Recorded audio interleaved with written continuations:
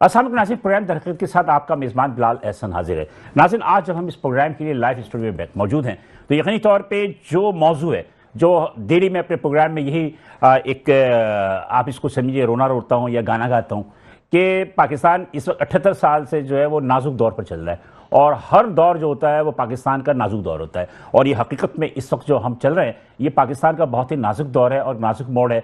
और इस वक्त पाकिस्तान अंदरूनी तौर पे भी और बैरूनी तौर पे दोनों महाज पे जो है सरगर्म है। इस वक्त एक जानिब तो पाकिस्तान और अफगानिस्तान की जंग ने पाकिस्तान को एक जंग की कैफियत में मुब्तला कर रखा है, दूसरी जानिब ईरान, इसराइल और अमेरिका की जंग ने पूरी दुनिया को जो है वो आलमी जंग की तरफ धकेल दिया है। अब मेरा अपना ज़ाती राय है कि हमेशा हम ये सुनते हैं कि आइंदा 48 आवर्स में, आइंदा 72 आवर्स में बड़ी खबर आएगी और ये हो जाएगा वो हो जाएगा। लेकिन बहरहाल अल्हम्दुलिल्लाह अभी तक तो सिर्फ जो है वो बातों की हद तक चल रही है, लेकिन अभी तक आलमी जंग की जानिब जो है बढ़ते हुए हम नज़र तो आ रहे हैं, लेकिन ऐसा कोई अमली इक़दार नहीं हुआ जो हम आलमी जंग की तरफ बढ़ें।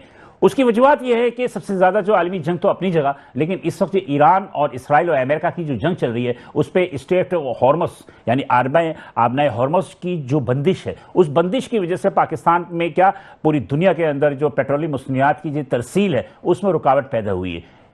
पेट्रोलियम मसनूआत के साथ साथ जितनी भी तिजारत है जो कि समुद्री हदूद से, तमाम दुनिया के अंदर 90% तिजारत जो होती है वो समुद्री हदूद से होती है, उस वक्त वो तकरीबन जो है मुअत्तल है, कम हुआ है, जिसकी वजह से पेट्रोलियम मसनूआत की जो तरसील पाकिस्तान को है उसमें रुकावट आई है। उस रुकावट की वजह से पाकिस्तान के अंदर जो कहते हैं कि 4 हफ्तों का इनके पास ज़ख़ीरा होता है, उस ज़ख़ीरे में आहिस्ता आहिस्ता कमी वाक़ई हुई। लेकिन अल्हम्दुलिल्लाह सऊदी अरब से और दीगर तो ज़राए से भी हमारे पास जो है पेट्रोलियम की जो शिप है वो आ रहे हैं और पेट्रोल की जो अपना लेवल है वो तकरीबन जो है वो एक हमसे कह सकते हैं कि सतह बराबर है। अभी तक उतनी कमी नहीं हुई जितनी कमी होने की तवक्को की जा सकती है। गवर्नमेंट ने पिछले हफ्ते ये बताया था कि स्मार्ट लॉकडाउन लगाएंगे। स्मार्ट लॉकडाउन वो अलग लॉकडाउन नहीं है जो हम सोशल मीडिया पर देखते हैं, जो कोरोना के दौर में हुआ था, उससे इंसानी जिंदगियां वाबस्ता थी।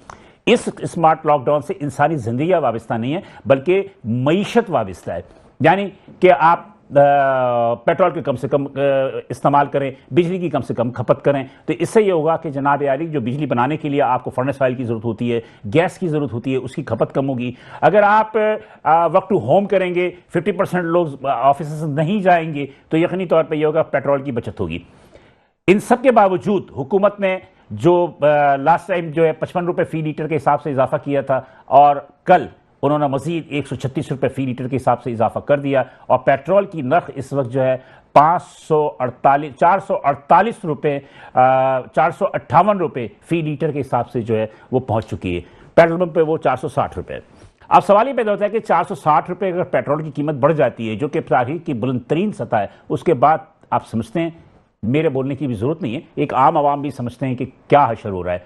तमाम अशिया खोरोनोश, तमाम बुनियादी अशिया ज़रूरिया तमाम की तमाम महंगी हो गई हैं। इसके अलावा क्या मोटरसाइकिल है, पब्लिक ट्रांसपोर्ट है या प्राइवेट गाड़ियां हैं, वो इतने महंगे पेट्रोल को अफोर्ड कर सकती हैं? तो यकीनी तौर पे मेरा जवाब होगा कि नहीं। अब रही बात है कि हाई ऑक्टेन को जो है उन्होंने 200 रुपये लीटर के हिसाब से बढ़ाया था, यानी 600 से ज़ायद उसकी कीमत हो गई थी, लेकिन वो चूंकि इलीट क्लास पे था, अशारफिया के लिए था, वो उस पर इतना फ़र्क नहीं पड़ा। लेकिन सवाल यह है कि क्या आइंदा आने वाले वक्त में अगर पेट्रोल की मज़ीद कीमतें बढ़ती हैं, पेट्रोल की किल्लत पैदा होती है, तो क्या होगा? लाजमी सी बात है कि उसका ऑल्टरनेट होना चाहिए। तो इसी तरह हमारा मुतबादिल जो है वो इलेक्ट्रॉनिक गाड़ियाँ हैं। इलेक्ट्रॉनिक गाड़ियों के को फ़रोग देना चाहिए वह हुकूमत को। बिजली के मुतबादिल के तौर पर सोलर एनर्जी आई थी, लेकिन बहुत बदकिस्मती की बात है कि हमारे मुल्क के अंदर एक पॉलिसी बनाई जाती है, लेकिन दूसरे जो कमीशन माफिया होते हैं वो उस पॉलिसी पर असरअंदाज होकर उसको नेगेटिव कर देते हैं। जिस तरह सोलर पर 10% की जो है टैक्स लगा दिया गवर्नमेंट ने पिछले 25-26 के बजट में। तो अब सवाल ये पैदा होता है कि आवाम क्या करें? आवाम तो पॉलिसी जो हुकूमत का काम बनाना है। इसी तरह सीएनजी जब स्टार्ट हुई, सीएनजी की वजह से पेट्रोल की इंपोर्ट पे कमी वाक़ई हुई, तो सीएनजी पे ही पाबंदी लगा दी गई और सीएनजी को इतना कॉस्टली कर दिया गया कि लोग पेट्रोल की तरफ वापस आ गए। अब हम इस वक्त जो है पॉलिसी जो मौजूदा गवर्नमेंट है, वो मौजूदा गवर्नमेंट जो है फिर भी बेहतर पॉलिसी माजी के मुकाबले में जो तरतीब दे रही है। अब इलेक्ट्रॉनिक गाड़ियाँ क्यों नहीं फ़रोग पा रही हैं? इलेक्ट्रॉनिक गाड़ियों के जो फ़रोग पाने में क्या हायल रुकावटें हैं?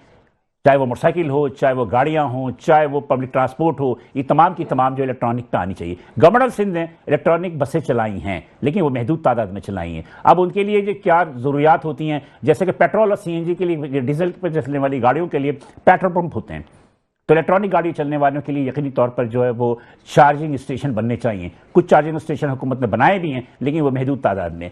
अब वो पब्लिक ट्रांसपोर्ट भी जो है वो इलेक्ट्रॉनिक के हवाले से जो गवर्नमेंट सिंध ने कहा कि मुस्तकबिल में हम मजीद ईवी लेकर आएंगे, ईवी बसें लेकर आएंगे, तो सवाल ये पैदा होता है कि क्या हम कब लेकर आएंगे और इसका इंतज़ार कितना तवील होगा। आज इस प्रोग्राम में लाइव में हम कोशिश करेंगे कि पेट्रोल के मुतबादिल के तौर पर इलेक्ट्रॉनिक गाड़ियां जो हैं उसके हवाले से हम बात करें, और जो मेहमान आज हमारे इस स्टूडियो पर जो जीनत बख्शा है उनसे हम गुफ्तगू करेंगे कि इलेक्ट्रॉनिक गाड़ियां बनाने वाले ये दोनों हजरात हैं, कोई एक मोटरसाइकिल और गाड़ियां। तो सवाल ये पैदा होता है, हम इनसे पूछेंगे कि इलेक्ट्रॉनिक गाड़ियों की कीमतें इतनी ज़्यादा क्यों हैं, और प्लस इलेक्ट्रॉनिक गाड़ियां जो हैं उसके हुसूल में या उसके फ़रोग में क्या हाई रुकावटें हैं। तो सबसे पहले मैं अपने मेहमानों का आपका तारुफ करा दूं, उसके बाद हम मजीद आगे बढ़ते हैं। तो आज मेरे पहले मेहमान हैं जनाब मोहम्मद जाकिर अली, ये CEO हैं इन्वेक्स सोलर एनर्जी के। थैंक यू मोहम्मद जाकिर साहब कि हमारे कॉल पे आप जल्दी सोते हैं लेकिन फिर भी आ गए। मेरे दूसरे मेहमान हैं जनाब अब्दुल्ला शराई, ये है जनाब मैन्युफैक्चरर्स हैं, ये ईवी मोटरसाइकिल जो इलेक्ट्रॉनिक व्हीकल्स होते हैं मोटरसाइकिल के हवाले से उस पर मैन्युफैक्चरर है अब्दुल्ला शराई साहब। थैंक यू अब्दुल्ला शराई साहब। तो आप तो मेरे प्रोग्राम पहले भी आ चुके हैं। बिल्कुल, आप दोनों हज़रात का शुक्रिया कि यहाँ तशरीफ़ लेकर आया। मेरे ख्याल है कि सबसे पहले मैं जाकिर साहब की तरफ ही चलता हूँ। जाकिर साहब बहुत मुबारक हो कि आपने इन्वेक्स की ईवी आपने मुतारिफ़ कराई, शोरूम भी बनाया, बड़े आपने मतलब कि हल्ला गुल्ला भी किया, लेकिन क्या मजा है कि ईवी गाड़ियां इतनी ज्यादा फरोख्त क्यों नहीं पा रही? सबसे पहले तो बिलाल साहब का बहुत शुक्रिया, थैंक यू सर, आपने बुलाया। देखें, ईवी गाड़ी जो प्रमोट नहीं हो रही है, सबसे बड़ा मेन फैक्टर जो है वो चार्जिंग स्टेशन का है।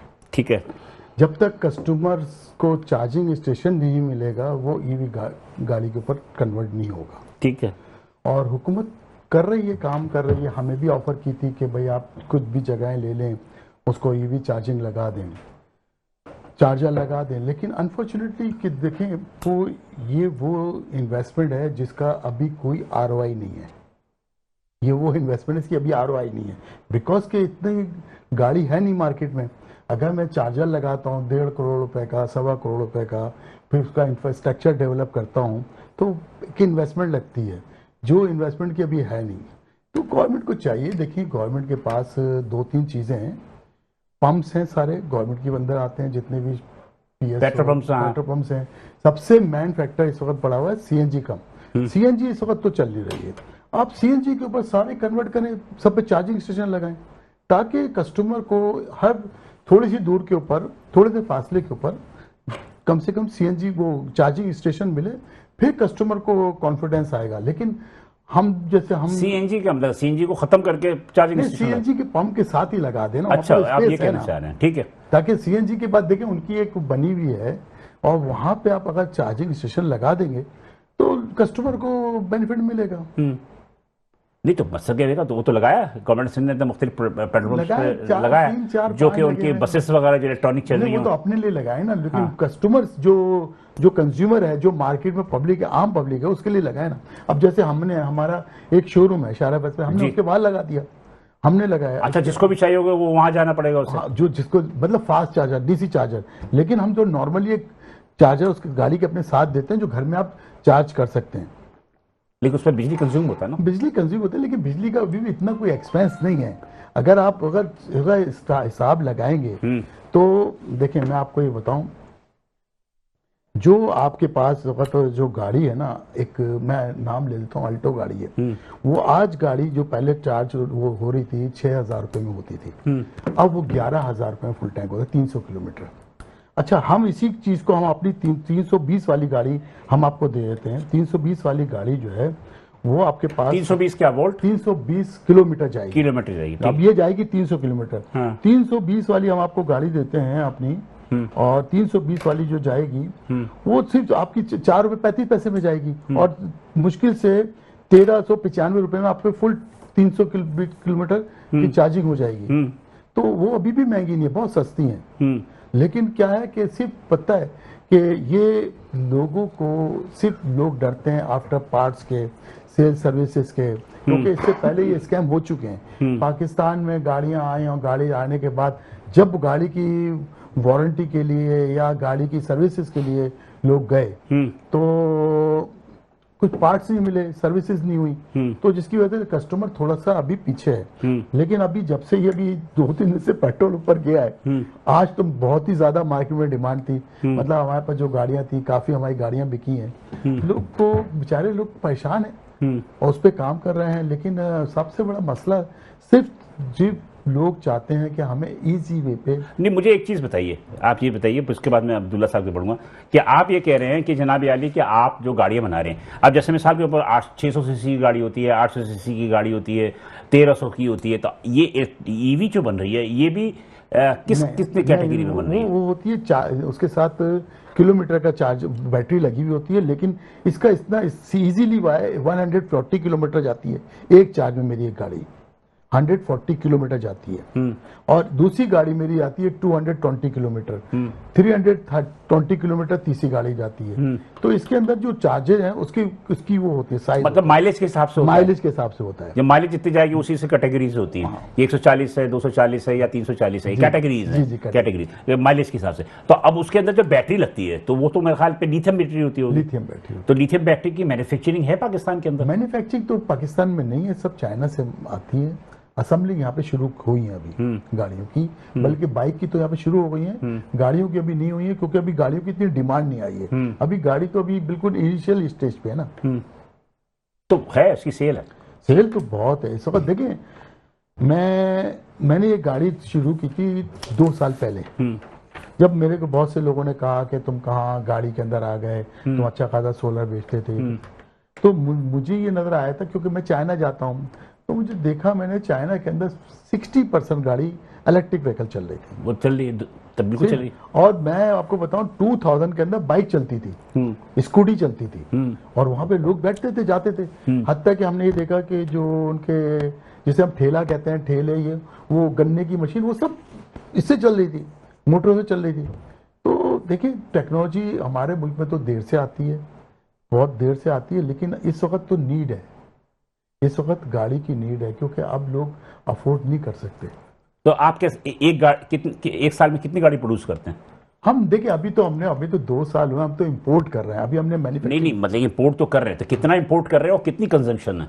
भाई कंजम्पशन तो देखें, हमारा टारगेट है, मार्केट में एक कंपनी है वो 70,000 गाड़ी पर ईयर बेचती है हमारे साइज की, और इसी तरह 30,000 कार जो है वो जापान से जापानीज कार आती हैं।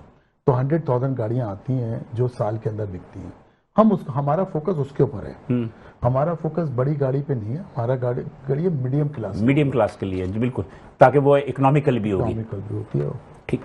अब्दुल्ला साहब जब चलते हैं, अब्दुल्ला साहब माशाल्लाह ईवी आप मोटरसाइकिल आप भी लेकर आए, तो उसके मुताबिक मुझे बताइए कि इस वक्त पाकिस्तान में कितनी उसकी नीड है, कितनी उसकी मतलब ये कि आप मैन्युफैक्चर करते हैं? अल्हम्दुलिल्लाह जी, पाकिस्तान में ये एजाज़ हमें जाता है कि आज आप पूरे पाकिस्तान में देख रहे हैं ख़वातीन स्कूटी चला रही है या बाइक चला रही है। तो ये कॉन्सेप्ट लाने में हमारे 8 साल हैं, हमने इस पे 8 साल मेहनत की है। तो पाकिस्तान में आप देख रहे होंगे ख़वातीन की सवारी की एक कॉन्सेप्ट आया, और पिछले 7 साल से हम इलेक्ट्रिक बाइक के ऊपर भी काम कर रहे हैं। ये आपने देखा होगा, अब रिवाज थोड़ा सा पेट्रोल की वजह से कल जो हुआ, आज तो हमारे मार्केट में पाँव रखने की जगह भी नहीं है। अच्छा, नहीं है, मतलब मैंने तो घर जाना था, तैयार होकर आना था, मगर मुझे डायरेक्ट आना पड़ा कि लोड ज्यादा है। इस वक्त मैं अपनी फॉरेन पॉलिसी को पहले तो तारीफ करूंगा कि जो पिछली गुज़िश्ता हुकूमतें थी उनके हिसाब से बहुत बेहतर है।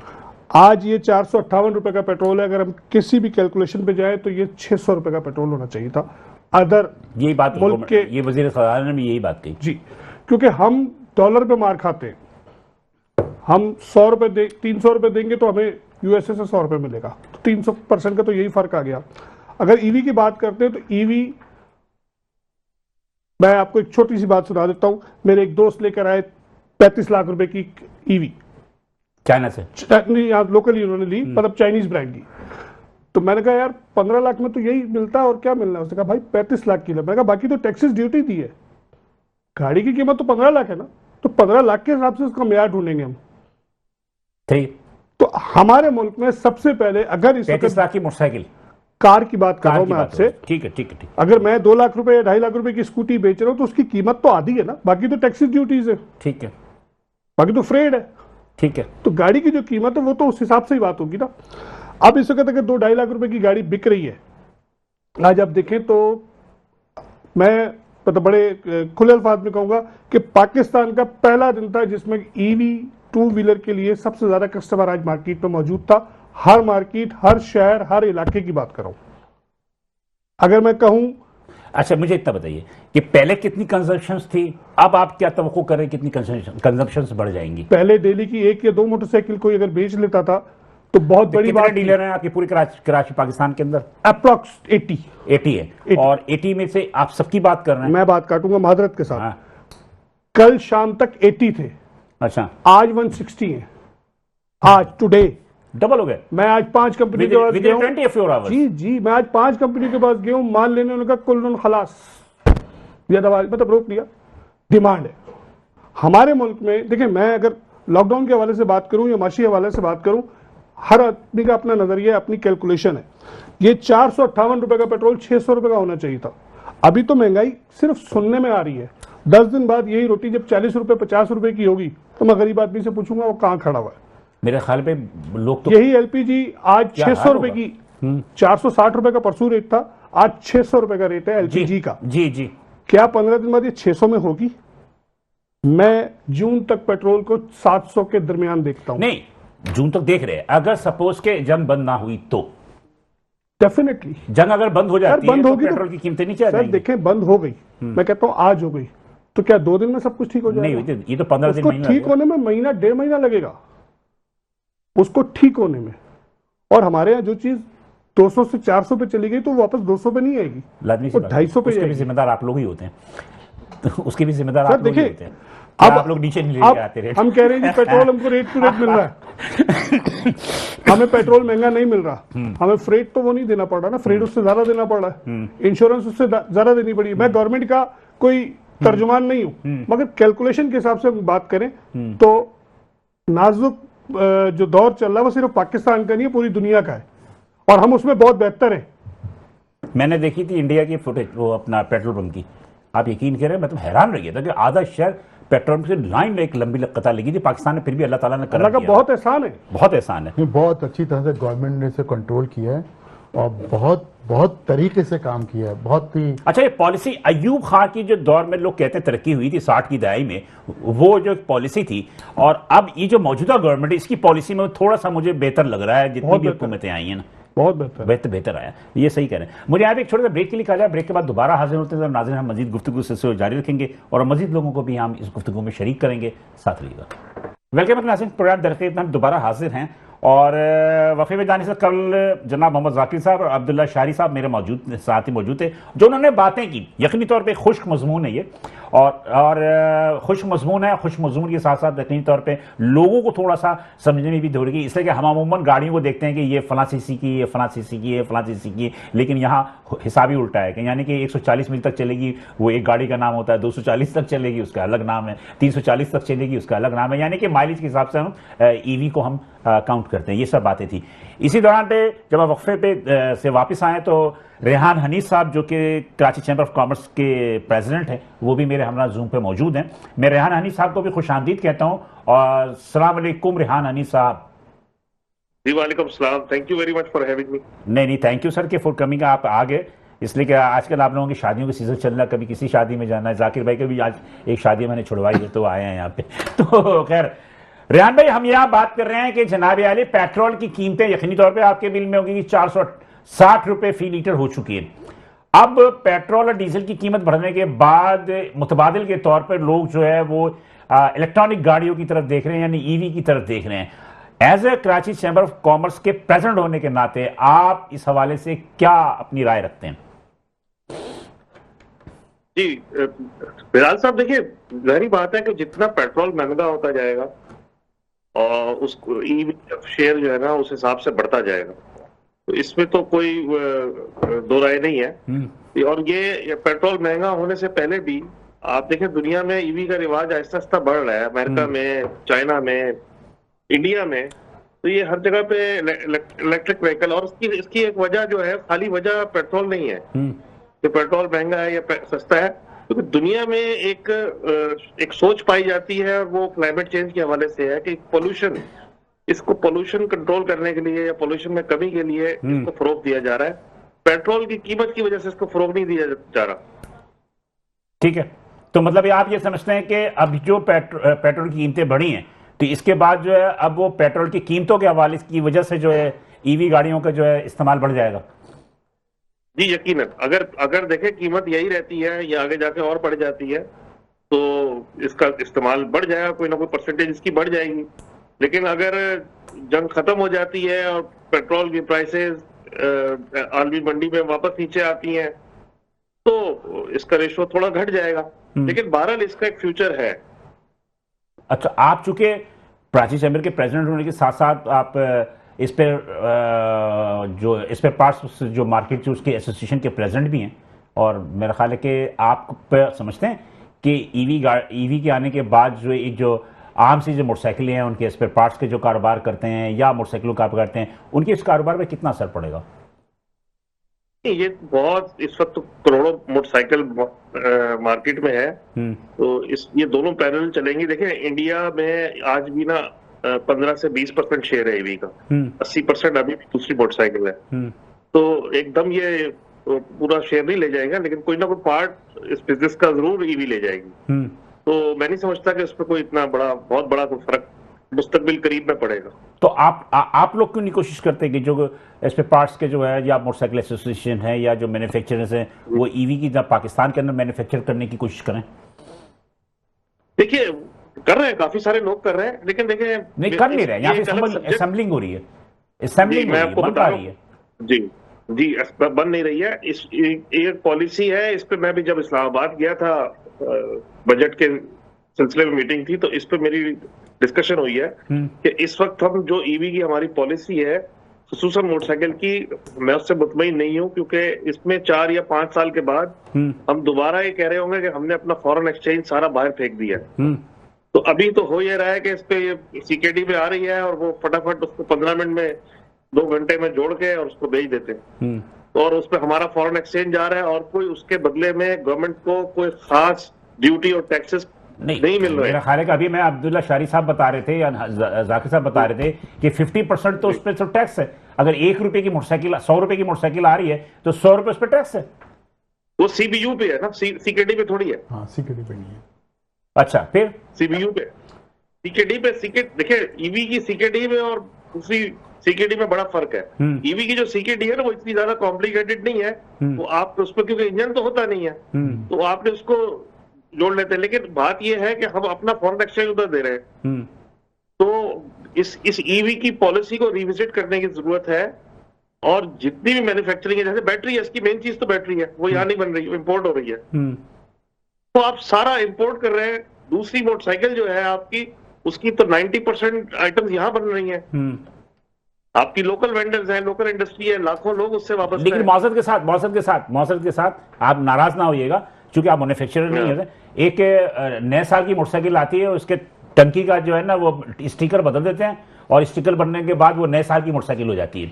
मोटरसाइकिल होती है पुरानी है, लेकिन टंकी पे स्टिकर तब्दील कर देते हैं। ये हमारे यहाँ काम है। ऐसे ही है। ठीक है, इंजन तो आज भी हम नहीं बना रहे ना, इंजन तो हम भी आज भी इंपोर्ट कर रहे हैं। नहीं, देखिए मैं आपको बताऊं, इस पे गाड़ियों में और मोटरसाइकिल में थोड़ा फर्क है। जो मोटरसाइकिल है, ये 80 से 90% डिलीशन हो चुका है इसमें। 80 से 90% पार्ट्स पाकिस्तान में बन रहे हैं। गाड़ियों में ऐसा नहीं है। तो मोटरसाइकिल की पॉलिसी को गवर्नमेंट को रिविजिट करना होगा। अगर ईवी यहाँ पे मैन्युफैक्चर हो रही है, उसकी बॉडी यहाँ बन रही है, उसकी बैटरी यहाँ बन रही है, उसकी डिस्क्स, उसकी ब्रेक्स यहाँ बन रही है, वो तो सही है। लेकिन अगर आपने बाहर से मंगा के जोड़ना है, तो आप सिर्फ अपना फॉरेन एक्सचेंज फेंक रहे हैं बाहर, उसके बदले में आपको खास ड्यूटी टैक्सेस भी नहीं दे रहे। अच्छा, तो इस पॉलिसी मेरे साथ जाकिर साहब भी बैठे हुए हैं, जो कि इन्वेस्ट के नाम से ईवी बन रही है, उनकी शोरूम भी है। तो ईवी के हवाले से जो गाड़ियां हैं, व्हीकल्स है 4 व्हील, उसके हवाले से जो है आप कुछ कहेंगे कि जो रेहान साहब कह रहे हैं उनकी बात से इत्तेफाक करते हैं आप? देखिए, रेहान साहब जो बात कर रहे हैं ना कि डे 1 वाले दिन कोई चीज़ नहीं होती। मेरा एक ये है मौके कि गवर्नमेंट से मैं भी गया था ईवी की पॉलिसी पे एसकेडी के अंदर हम लोगों ने अभी तो हम सीपीयू यूनिट मंगा रहे हैं, हमारा भी जेवी साइन हुआ है, हम उसके साथ मैन्युफैक्चरिंग पे आ रहे हैं। लेकिन गवर्नमेंट बोलती है क्या कहते हैं आज भी उसमें बहुत सी ऐसी चीजें हैं जो गवर्नमेंट उसके ऊपर हमसे टैक्स ड्यूटी लेती है, मतलब 29% से ड्यूटी है, 15% हमें सिर्फ बचत होती है। इसका भी कितना आता है आपकी ड्यूटी?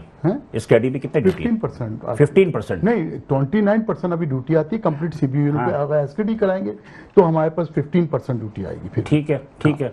अब 15% के बाद भी हमारे पास कोई चंक नहीं है। देखिए मैन्युफैक्चरर के पास अगर कोई आदमी एक इन्वेस्टमेंट लगा रहा है उसके बाद अगर उसको कोई बड़ा इंसेंटिव नहीं मिलता तो फायदा क्या है।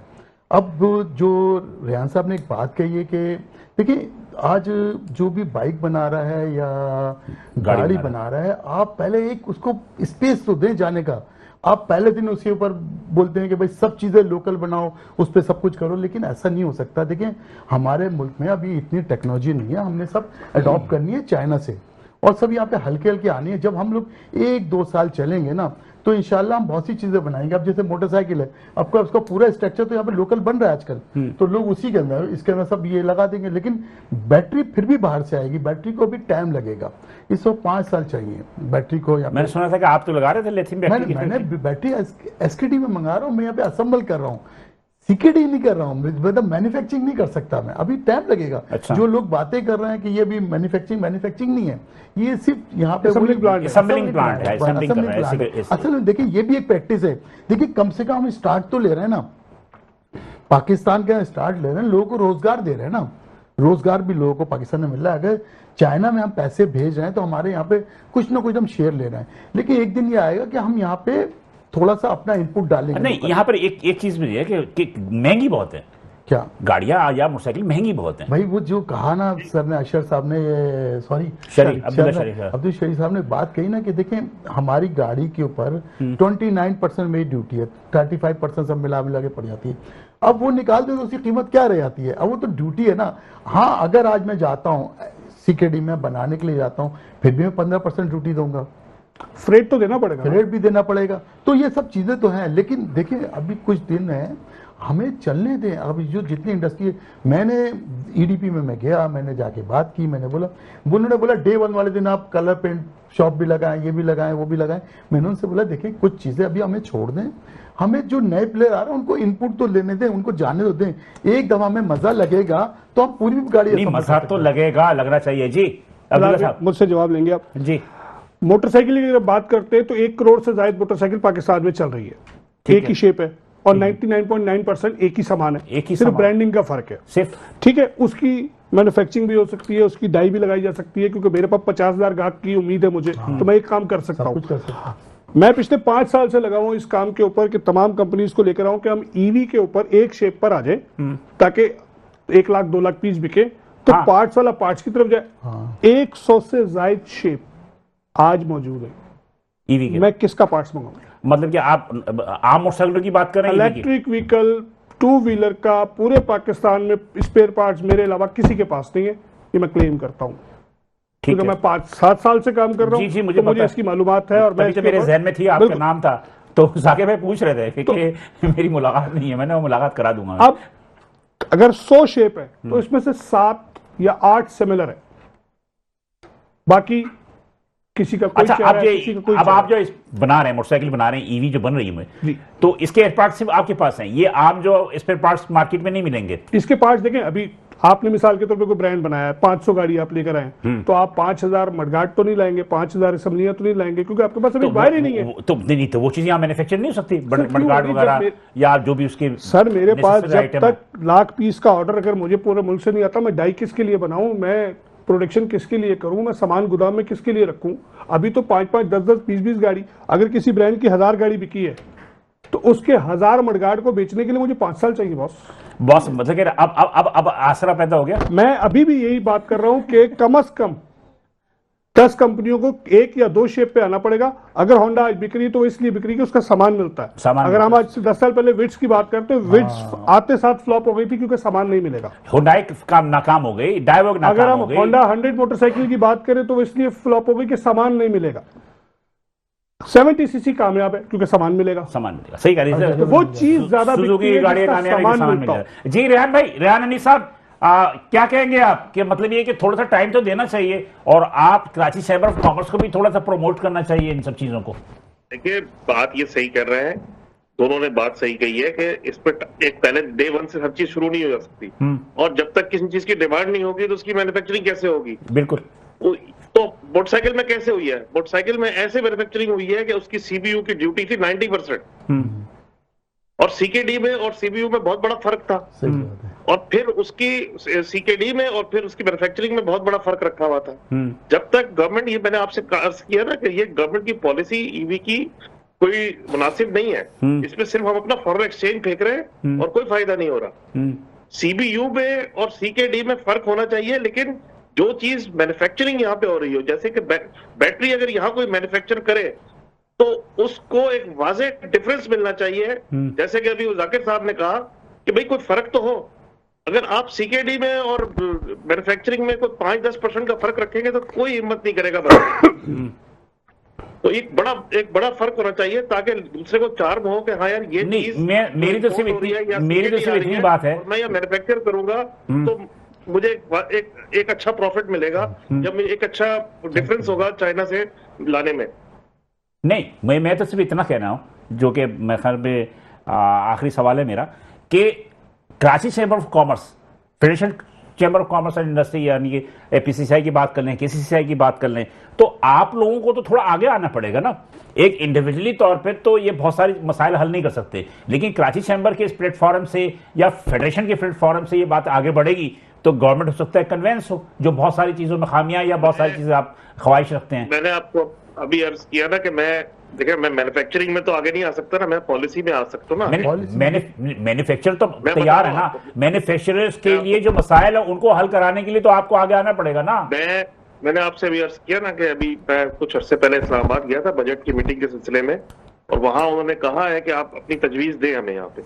तो मैं ऐसी ईवी पॉलिसी चाह रहा हूँ कि जिसमें जो यहाँ मैन्युफैक्चर करे उसको चार्म नजर आए, वो कहे हाँ जी, हाँ मुझे यहाँ मैं बैटरी बनाऊंगा तो मुझे फायदा है, इंपोर्ट करने में मुझे फायदा नहीं, मैं इंपोर्टर फिर उससे कॉम्पीट ना कर सके, तब यहाँ पे इंडस्ट्री लगेगी। वरना तो हम अपना फॉरेन एक्सचेंज चाइना को दे देंगे और हाथ पे हाथ बहुत मौजूद के साथ आज 50 साल हो गए, क्या टोयोटा गाड़ियां या सुजुकी गाड़ियां या गाड़ियां आप बना रहे हैं? आप तो संभल कर रहे हैं टिल आप कहां मैन्युफैक्चरिंग कर रहे हैं? सही कह रहे हैं आप, बिल्कुल सही कह रहे हैं ना, बिल्कुल सही कह रहे हैं आपकी बात। कहां मैन्युफैक्चरिंग कर रहे हैं? 50 साल हो गए। गाड़ियों ने तो डिलीशन नहीं किया। देखिए, जो मोटरसाइकिल ने डिलीशन की है वो गाड़ियों ने नहीं की है। मैं आपको अर्ज करूं ना, मोटरसाइकिल और गाड़ी को अलग अलग। नहीं, मैं मोटरसाइकिल 90% डिलीट हो चुकी है। नहीं, मोटरसाइकिल के तो प्लांट जो है कि 240 गज के घर में भी लग जाता है, पार्ट्स बना रहे हैं, 400 गज के मकान भी बना रहे हैं। गाड़ी की प्लांट तो नहीं ले सकते, लेकिन गाड़ियां, क्या हुकूमत पाकिस्तान ने जो बातें की थी कि पाकिस्तान में इसकी असेंबलिंग नहीं, मैन्युफैक्चरिंग होगी, क्या कोई गाड़ी आज तक मैन्युफैक्चर हो रही है?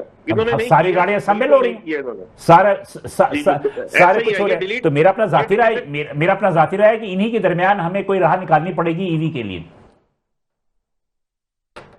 जी रेहान भाई, बिल्कुल ऐसे ही निकलेगी कि सीबीयू और मैन्युफैक्चरिंग में फर्क नहीं होगा तो यहाँ कोई मैन्युफैक्चर नहीं करेगा। नहीं, एक चीज मैं आपको ऐड ऑन कर दूं कि देखें, एक चीज है, बैटरी इंपोर्ट कर रहा है, एक नॉर्मल आदमी इंपोर्ट कर रहा है, और वो इंपोर्ट कर रहा है, और वो इंपोर्ट करने के बाद उस पर वो टैक्स दे रहा है, और एक मैन्युफैक्चरर है वो भी दे रहा है, तो उसके ऊपर ना टैक्स का थोड़ा सा इनकम टैक्स या कस्टम ड्यूटी जो लोकल है, नहीं, जो लोकल है तो वेव होनी चाहिए, और जो इंपोर्ट कर रहा है उसको थोड़ी सी सहूलत होनी चाहिए। तो फिर लोग खुद ब खुद मैन्युफैक्चरिंग की तरफ आएंगे, बोलेंगे हम लोकल बनाएं ताकि हमारे को थोड़ी सी आसानी, मतलब पॉलिसीज की यहाँ पर फुकदान है। अच्छा, एक चीज और मैं कह रहा हूँ ना कि जो जी कमर्शियल इंपोर्ट तो वैसे ही कह रहा हूँ कि जो लोकल बनाया उसको चार्म नजर आएगा तो वो बनाएगा ना। हाँ, तो चले, चार्म तो आप दिखवा रहे हैं ना आप इन्हें। मैं कोशिश कर रहा हूँ, फेडरेशन भी कर रही है, कॉमर्स भी कर रही है। चले ठीक है, थैंक यू रेहान अनीस साहब, आपने हमें वक्त दिया और आपने काफी ज्यादा मालूमात भी दी, बहुत शुक्रिया। ये रेहान अनीस साहब थे, जनाब कराची चैम्बर ऑफ कॉमर्स के प्रेसिडेंट। यहाँ पर भी छोटे से ब्रेक लूंगा, ब्रेक के बाद दोबारा हाजिर होंगे। तो मेरे साथ 2 मेहमान बैठे हैं, मजीद गुफ्तगू सिलसिला जारी रहेगा, साथ रहिएगा। पाकिस्तान से खत्म कर देंगे। नहीं, ये पेट्रोल माफिया जो आपको चलने देखिए मैं आपको बताऊं, नहीं चलने देगी। ये कभी भी नहीं हो सकता। देखिए मैं बताऊं, 26 दिन चाइना रहकर आया हूँ और मैंने ओके टेक्नोलॉजी ये कभी खत्म नहीं होती, ये भूल जाए। वेलकम नाज़रीन, प्रोग्राम देखने में हम दोबारा हाजिर हैं। वक़्फ़े में जाने से कबल रेहान हनीफ साहब जो कि कराची चैम्बर ऑफ कॉमर्स के प्रेसिडेंट थे, उनका ने जो बातें की, उन्होंने बातें की यकीनी तौर पे उनका कहना है कि एक हौसला बात थी कि उन्होंने कहा कि हम इस्लामाबाद जाएंगे और बहुत सारी चीज़ें जो हर्डल्स है उसको पूरा भी करेंगे। मेरे दोनों मेहमान यहाँ मौजूद हैं, मोहम्मद जाकिर अली और अब्दुल्ला शारी। लेकिन मैं पहले, मेरे साथ लाइन पर मौजूद हैं साइट एसोसिएशन के सदर हैं जनाब अब्दुल रहमान फिदा साहब, उनसे बात कर लेते हैं। अस्सलाम वालेकुम सर। जी वालेकुम अस्सलाम। अब्दुल रहमान फिदा साहब, पेट्रोल की कीमतें बढ़ गई, आपकी बड़ी प्रेस रिलीज आई कि जनाब यानी कि हम इसे मुस्तरद करते हैं, तो हुकूमत के पास ऑप्शन क्या था, ये भी बता दें। देखा, हुकूमत के पास जो है ना इस वक्त ऑप्शन ही ऑप्शन था कि ये जो प्राइस आज इन्होंने बढ़ाया है, बेसिकली ये प्राइस का इम्पैक्ट नहीं है, ये इनकी पॉलिसी का शिफ्ट है। इन्होंने जो ऑलरेडी एक सब्सिडी चल रही थी उसको इन्होंने विड्रॉ किया है और इसके अलावा जो है ना इन्होंने जो पेट्रोलियम की लेवी है उसमें इजाफा कर दिया है। अब ये दो फैक्टर्स की वजह से तकरीबन लेवी में जो इजाफा किया है वो IMF के शराइत थे, वो IMF का शर्त था कि लेवी में इजाफा होना चाहिए। 105 रुपए के करीब मेरे ख्याल में लेवी है। तो जो लेवी में IMF की शर्त थी, तो इस वक्त जो वार लाइक सिचुएशन चल रही है और अगर आप एक चीज को आपने छेड़ दिया है अचानक में, आपने ये कर दिया, तो उसके जरिए में देखा हर सिम से हर चीज की प्राइस बढ़ेगी। इसका इम्पैक्ट जो है ना सनतों पे तो आएगा ही, कि एक आम आदमी पे भी आएगा, लेकिन आम आदमी पे आएगा और आम आदमी पे इससे ज्यादा यूं आएगा कि आप देखें ना आज दिन में ही आपको चीजों का रिएक्शन तो नजर आएगा। हर चीज महंगी हो रही है। जो अगर आप कोई राइड बुक कराने जा रहे हैं वो राइड कोई बुक नहीं कर रहा है, उसको बारे में नहीं आ रहा, यानी हर चीज होगी। और मतलब ये जो है ना अगर एक चीज चल रही थी और इस हालात में जबकि आगे का पता नहीं क्या सूरत हाल रहेगी, तो उसमें जो है ना इस वक्त IMF को ऐसा सर पे तो नहीं है कि भाई आज ही आज करना है आपको।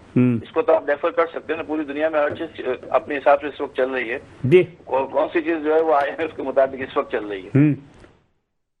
तो ये नहीं तो मतलब इंडस्ट्री पे क्या इसका मंफी असर है? क्या लेबर की तनख्वाहों में इजाफे का मसला है या आप लोग डाउन साइजिंग करेंगे? देखें इस वक्त जो है ना जो हालात हैं उसमें इसके डाउन साइजिंग भी होगी और बहुत सी इंडस्ट्रियां बंद भी हो जाएंगी। ऑलरेडी डाउन साइजिंग का तो आप सुनते रहे होंगे, क्योंकि एक्सपोर्ट्स कम हो रही है, आगे ऑर्डर्स नहीं आ रहे, इसलिए डाउन साइजिंग तो कर ही रहे हैं, लेकिन लोग मैनेज कर रहे हैं जब तक हो जाए। स्मार्ट लॉकडाउन की बात हो रही है, उस पर कुछ बताएंगे कि स्मार्ट लॉकडाउन से आप लोग मतलब कि मुत्तफिक हैं या नहीं है?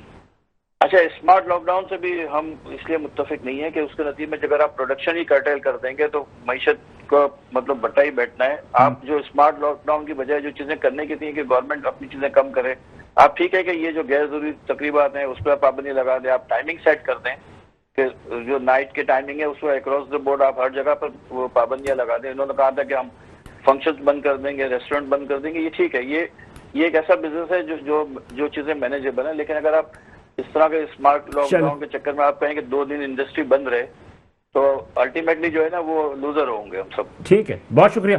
अब्दुल रहमान फिदा साहब थे, ये सदर साइट एसोसिएशन के, और इनकी भी अपनी कंसर्न। मैं अगर गिनाने आऊँ तो मैं अगर सबसे बात करूँ तो मेरे ख्याल में पूरी रात गुजर जाएगी, लेकिन लोग ख़त्म नहीं होंगे। लेकिन बहरहाल हम भी बात पे एक महदूद टाइम होता है, मेरे ख्याल में आखिरी टाइम चल रहा है। मैं आखिरी पे जो पूछना चाहता हूँ कि EV के हवाले से हुकूमत से क्या मुतालबात करेंगे और आप क्या पैगाम देना चाहेंगे आवाम को? देखिए मैं आवाम को ये पैगाम देना चाहता हूँ। देखें EV गाड़ी के ऊपर, EV के ऊपर आप आएँ। देखें ये जैसे पहले आपके चैम्बर ऑफ कॉमर्स के प्रेसिडेंट साहब ने कहा कि EV गाड़ी ये ज़रूरी नहीं है कि आप ये पोल्यूशन भी कम करेगी, जी जी, इन्वायरमेंट अच्छा करेगी, आप इसके ऊपर कन्वर्ट हो। देखिए 4 रुपए 4.5 रुपए पर किलोमीटर पड़ती है। कौन सी गाड़ी आपको पेट्रोल की जो पुराने प्राइस है उस पर भी निकाल के देख ले, वो भी महंगी है, और आज देख ले डबल प्राइस खराब हो जाएगी तो उसका मैकेनिक कहाँ से आएगा? सब, इसका कोई मैकेनिक की जरूरत नहीं है। हाँ। इसमें कोई मैकेनिक नहीं है, सब इलेक्ट्रॉनिक्स है।